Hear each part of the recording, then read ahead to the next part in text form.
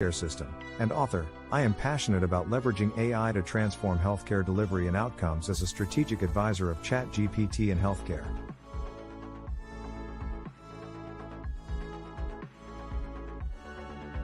I work with healthcare professionals and AI developers to create and implement AI adoption plans, identify innovative AI applications, and drive the integration of AI solutions.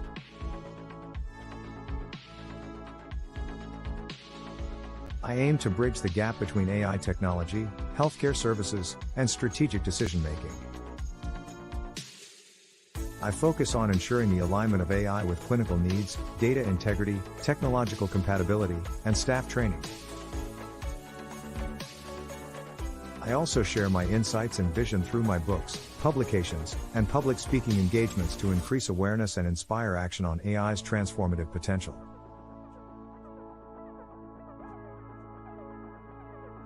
Check out my AI and healthcare podcast called the GPT Podcast.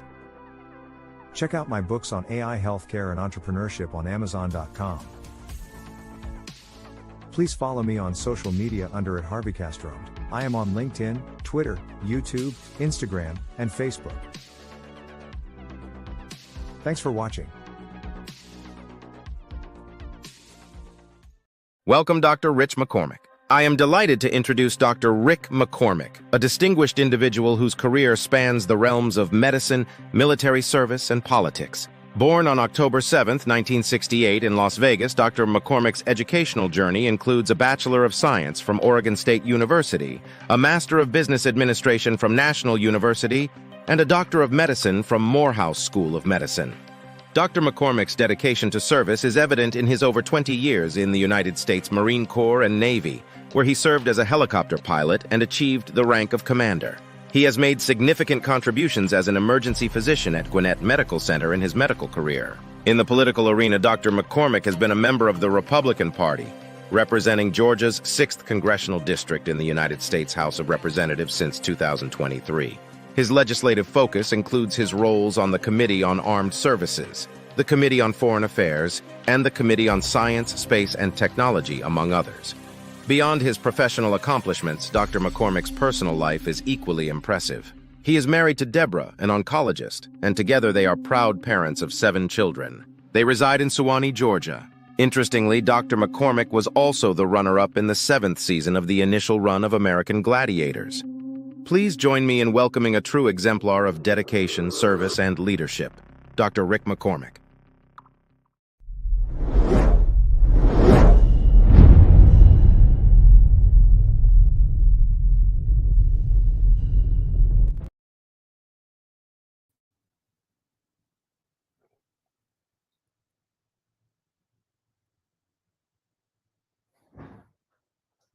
On there and welcome you, Doc. And I'm gonna go back down and then let you present. And if you have PowerPoint, just feel free to hit the present button. So I'm gonna go down and. Okay, great to be here with you today.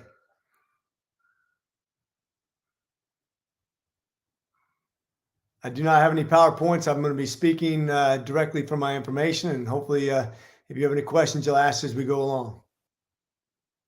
Perfect. Yeah, if you want to go ahead and present, I'm going to put myself at the bottom, and then you just keep going, and then when you're done, I'll pop back up. So go ahead and present. Great. So we're talking about artificial intelligence, specifically in medicine. I want to kind of give a backdrop to this. Obviously, AI is going to be the most transformative thing we've ever had in society. It's going to affect our economy. It's going to affect employment. It's going to affect immigration. It's going to affect literally the innovations and even factual checks. It's already getting very difficult to figure out what's fact and fiction when AI gets involved. That's going to get harder and harder as we continue on, and AI gets better at what it does, whether it be good or evil, whether it be something beneficial or nefarious. The people who design AI are largely going to determine how it's going to impact society. We can see it in all parts of medicine. Already, it's starting to really replace radiologists in the way it identifies cancers early on. It actually does a better job than most radiologists, not all, but that's only going to get better over time. It's going to be able to see things. It's going to be able to avoid mistakes that the average human is going to make. And so it's going to avoid a lot of missed identifiers in both in CTs, MRIs, and also in other consequential readings, probably for ultrasound eventually. So I think that's going to be one part of it. Already people have shown that they prefer to work with artificial intelligence when it comes to diagnosing things. When you have feedback from a computer that's always polite, always explains things in a way that you can actually digest them. Once the computer figures out how to identify emotions, how to get a gestalt, in other words, how to sort through the facts, in many ways, you could say that doctors will be replaced by AI, which is scary to think of. There's certain things that we can't replace with AI, and I'm sure there's going to be a ton of supervision, just like you have AI-driven vehicles right now around stadiums. Although they're AI, they have supervisors that are in the car with them right now, testing them out, making sure they're safe, making sure they do the right things. Because the last thing you want to do is put a computer in charge and have something catastrophic happen when it doesn't have to be that way. Quite frankly, one of the biggest jumps forward it's going to be in is administrative costs.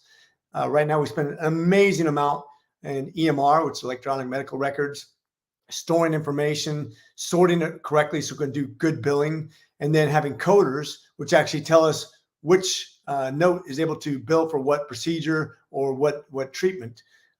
That's only going to become more and more standardized. That's going to cut out a lot of these denials. Right now, you have sometimes up to 40% denials of ER claims because the insurance company says, well, it's not good enough. Well, if you have a standard and AI is dealing with AI, that all goes away. Now there's no excuses not to do the right thing.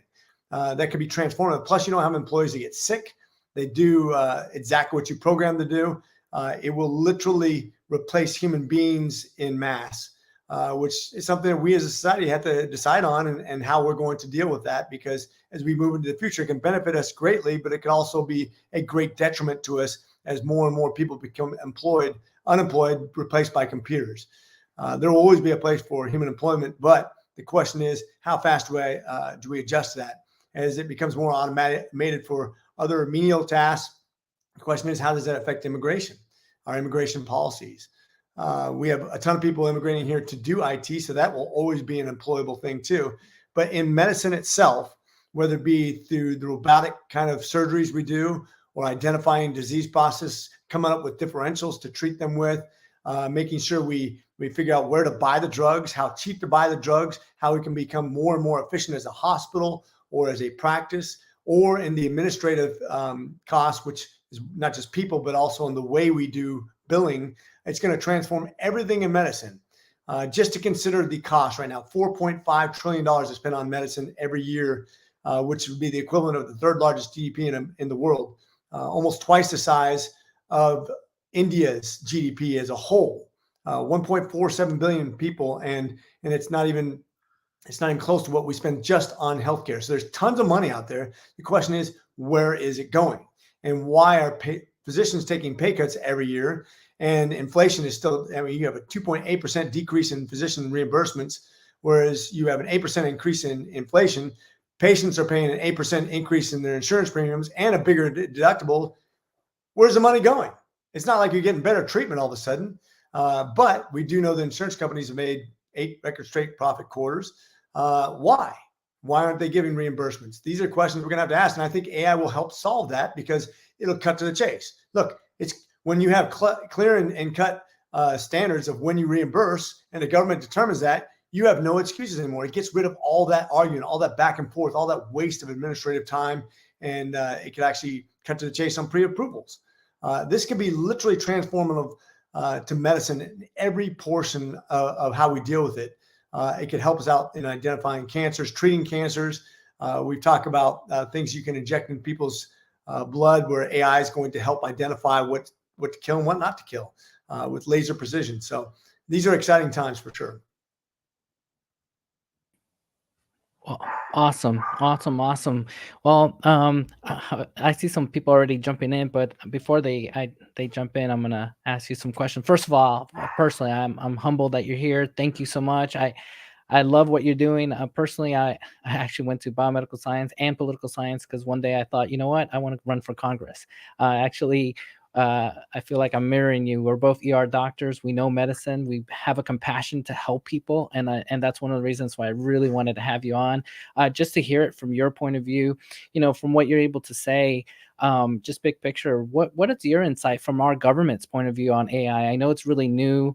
I know there's a lot of regulation going on in Europe, and we have things, as you know, the HIPAA here in the United States. But what do you think is going to kind of move forward here in the United States? Well, this is always a big debate right now. I know Biden came up with some ideas. I don't think he was right on the right track. We have to be careful not to overregulate and give places like China and Russia the advantage on forwarding with technology. All of our lives, we've seen this massive leap forward in transistors and semiconductors and chips. There's been a chip war for a long, long time, since back in the vacuum tube days. And who got ahead was not the person who was regulated, that's for sure.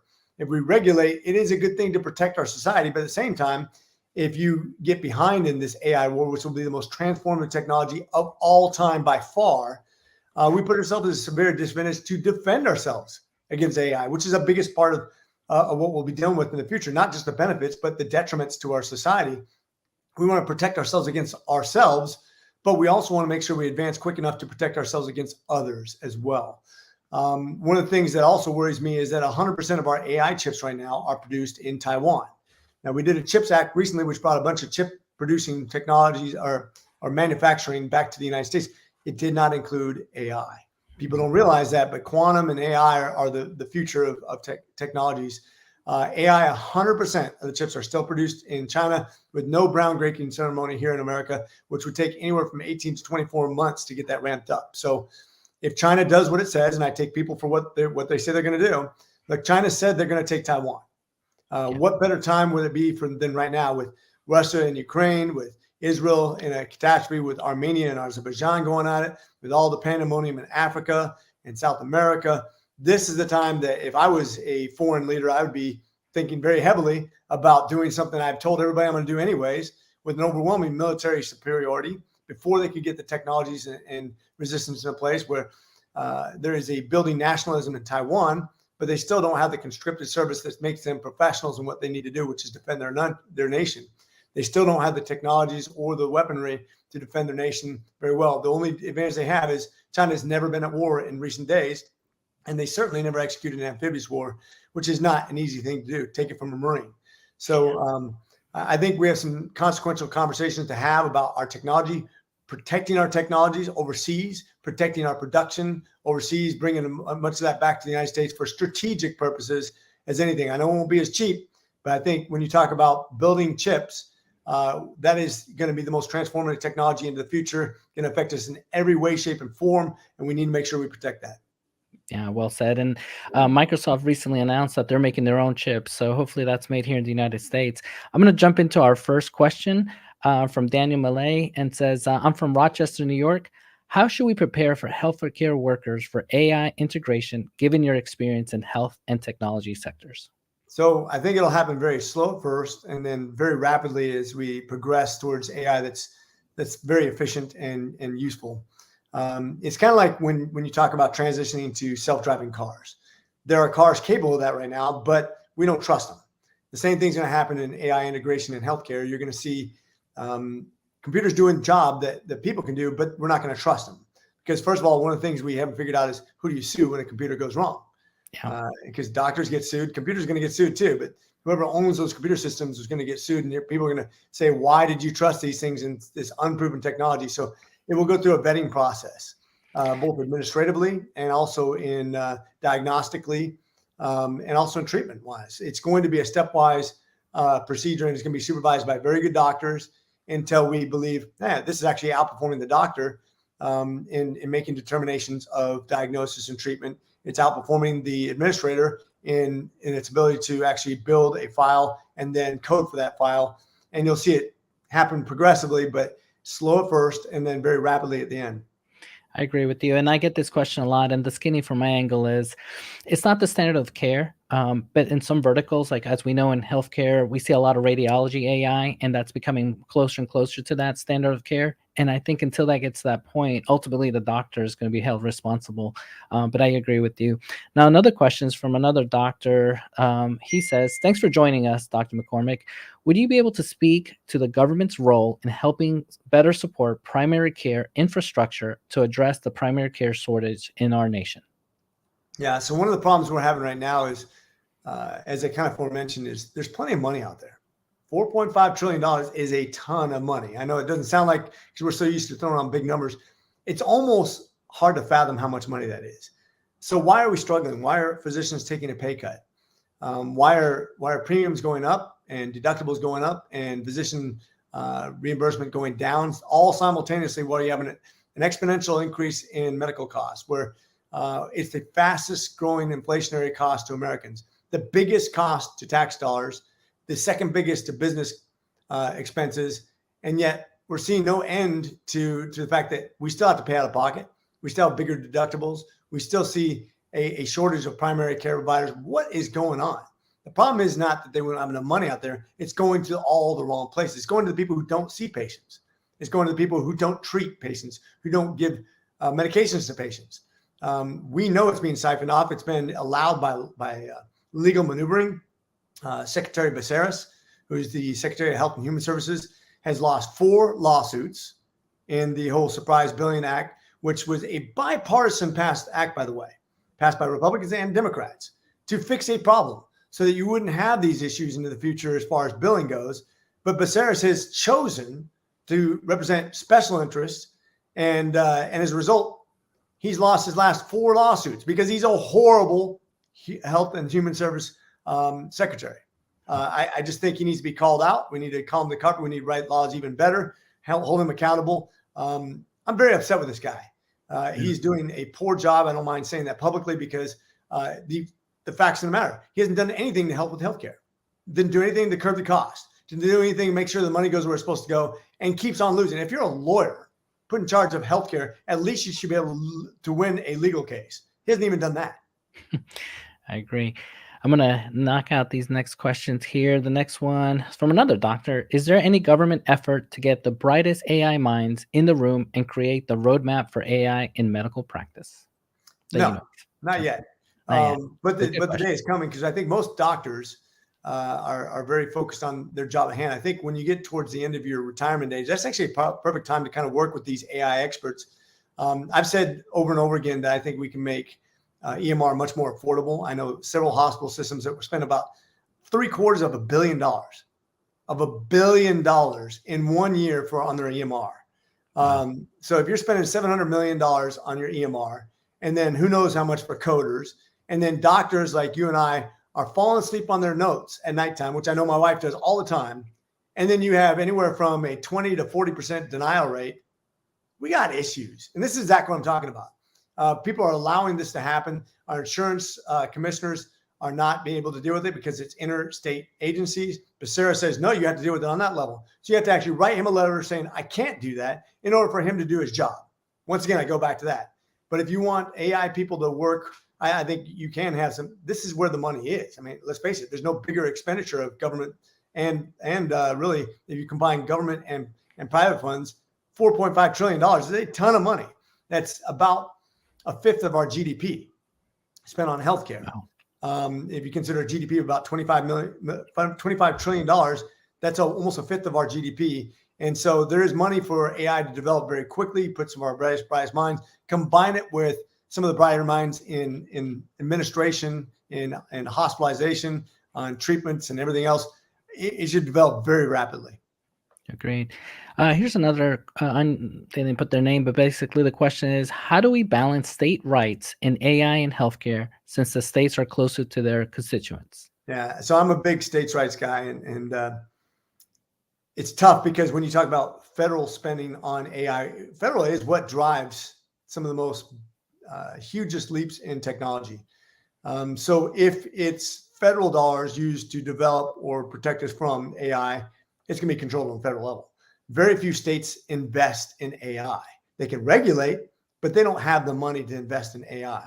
So as a regulatory body, you're right, states can do that.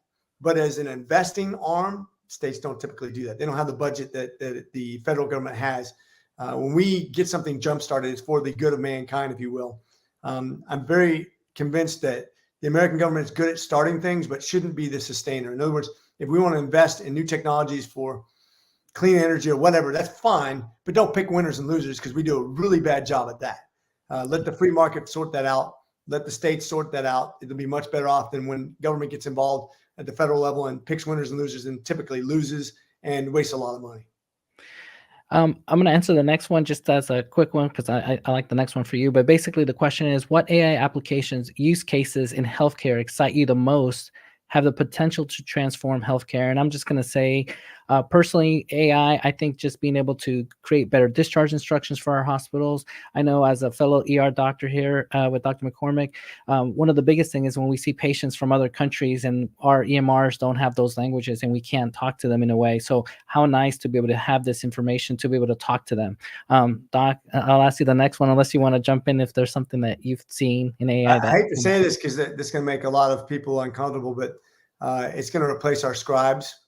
It's going to replace our coders. It's going to replace entire administrative departments. It's going to probably replace doctors eventually in many ways. You'll have a supervisory doctor, but the healthcare shortage providers on all that, anything that has to do with paperwork, everybody hates paperwork. If you could automate the paperwork side of medicine, I could spend a lot more time with my patient, and that would be great. Ironically, some people also want to have more interaction with an ongoing computer, because you don't have to leave me. You can be with me my entire stay in the ER, and every time I have a question, it'll give me an update on my condition. That's something that no doctor can do. So that's what people are going to want. They're going to want a polite, something that's always polite, always gives them a concise answer, and will answer them every time they press the bell. They'll say, "I'm sorry, this is the answer," and they may get frustrated with that too because they don't like the answer, but at least you'll have that attention. Agreed. I know we have 8 more minutes. I'm going to try to squeeze those 8 minutes. And Doug here says, what should Congress do to help with AI in healthcare? How should we encourage our representatives and senators to do this? I don't know that we need to direct it directly at healthcare, because AI is going to, like I said, it's going to self-determine. Where the money is, it will flow. Where it has its greatest impact. And I think medicine is actually one of the biggest potential impactors, because think about the amount of money we waste on $500 billion is wasteful spending on just administrative costs every year in healthcare. $500 billion, $500 billion goes to waste every year on administrative costs just in medicine. That's a lot of money.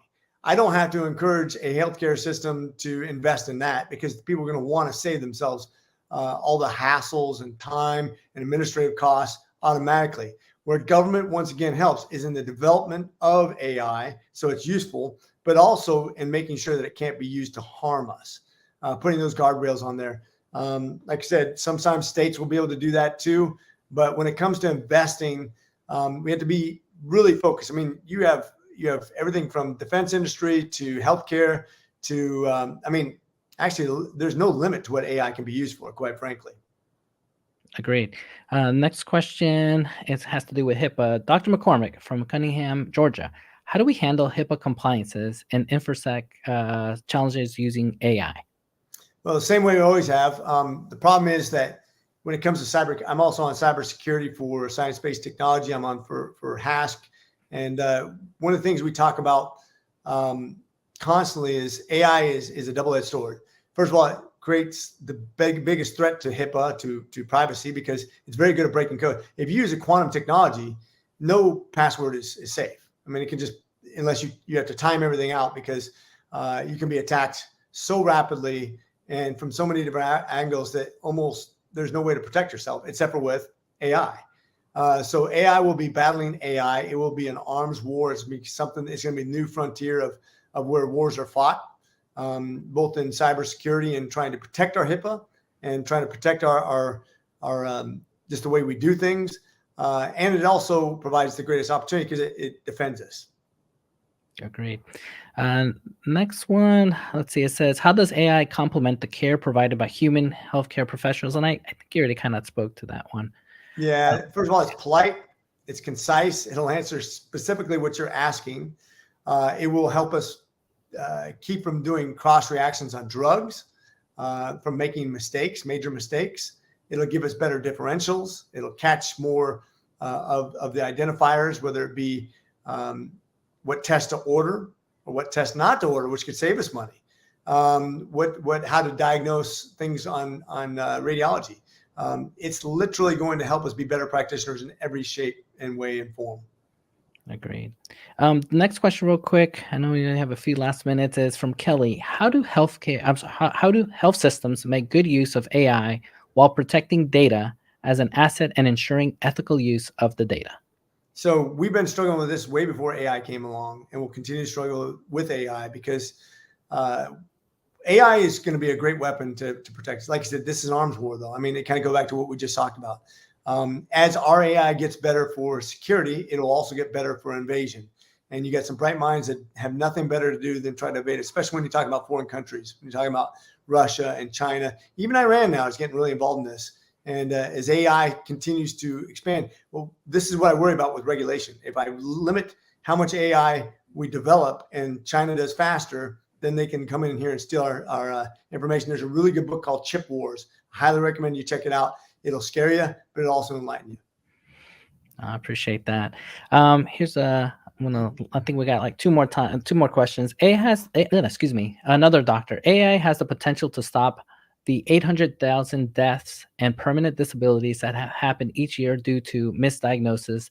That cost is over $1 trillion. But this requires detailed understanding why these mistakes happen. Is the government / public moral requirement, or do you think this should be left to a commercial effort? I think it'll be collaborative. Matter of fact, you're seeing a lot of collaboration between government and private on space, on technologies, on applications. And certainly in this case, I think you're going to see both, because we all have a vested interest in this turning out right. First of all, the government has a moral obligation, like you were talking about, basically to do the right thing to protect patients against harm. Secondly, it's good business. If you kill patients and you harm patients, that's bad business. I think everybody wants to see better outcomes, and I think the investment's going to be a collaboration between both private industry and the government, not just through regulation, but investment.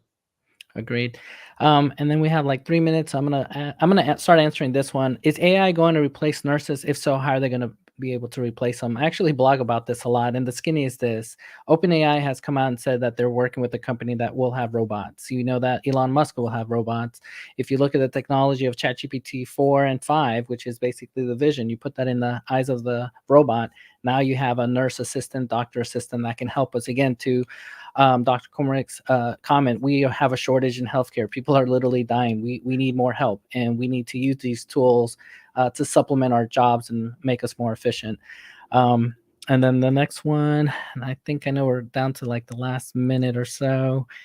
I would not underestimate the human touch that nurses deliver, though, that may be even more important than doctors in a lot of ways. So it's going to be interesting to see how that works. Nobody likes talking to a computer when they call business, right? Nobody likes recordings. So we'll see. Agreed. Well, I think I'm gonna end it on that nice note. Doc, hey, so thank you so much. And then you're welcome to go to through the comments if you see something that you want to answer. I know you're a busy person, so I can't thank you enough for being here. Thank you so much, Doc. And we'll got to do it again. All right. Thanks. Appreciate you guys. God bless you. I hope you have a great Thanksgiving. You too. Thank you so much. Thank you.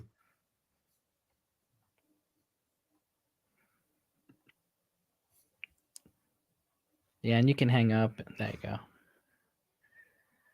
All right, guys. Well, thank you so much for having us. I appreciate it. Next time, we're going to be doing this in with Teladoc founder. We'll be having some more. So please come onto our channel, subscribe, check out our GPD podcast. I do have a course on AI and healthcare. It's on my LinkedIn profile.